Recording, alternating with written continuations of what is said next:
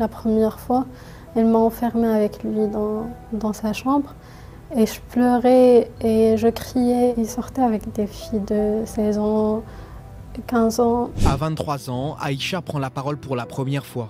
Elle est celle par qui le scandale Jacques Boutier a éclaté.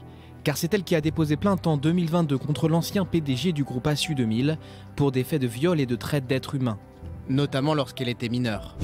Je l'ai rencontré quand j'avais 16 ans. Je l'ai vu la première fois. Elle m'a enfermée avec lui dans sa chambre. Et je pleurais et je criais. Je sais qu'il était pédophile, mais je savais pas qu'il osait en fait faire ça. Entre 2016 et 2022, alors qu'elle arrive du Maroc sans papier et vit dans la précarité, Aïcha est présentée à Jacques Boutier.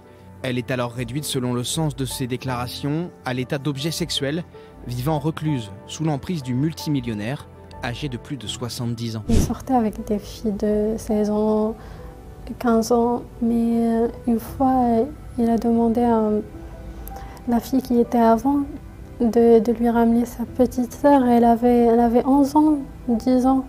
Donc c'est là que j'étais vraiment choquée. J'étais vraiment naïve.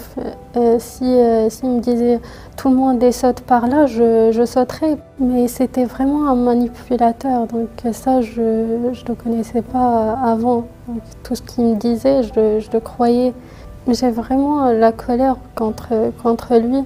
En mars 2022, elle décide de piéger Jacques Boutier en le filmant aux côtés d'une jeune fille de 14 ans avant de se rendre au commissariat. J'ai pas honte aujourd'hui et ce que j'ai fait a sauvé beaucoup de filles et des jeunes filles aussi.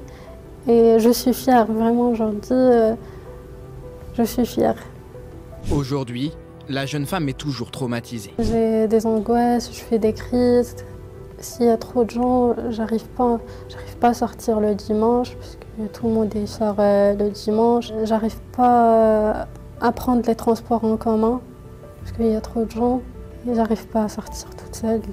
J'ai du mal, surtout avec les hommes. J'ai vraiment du mal. Je me dis, si je sors, je vais le rencontrer, je vais lui dire quoi. Il peut vraiment faire du mal.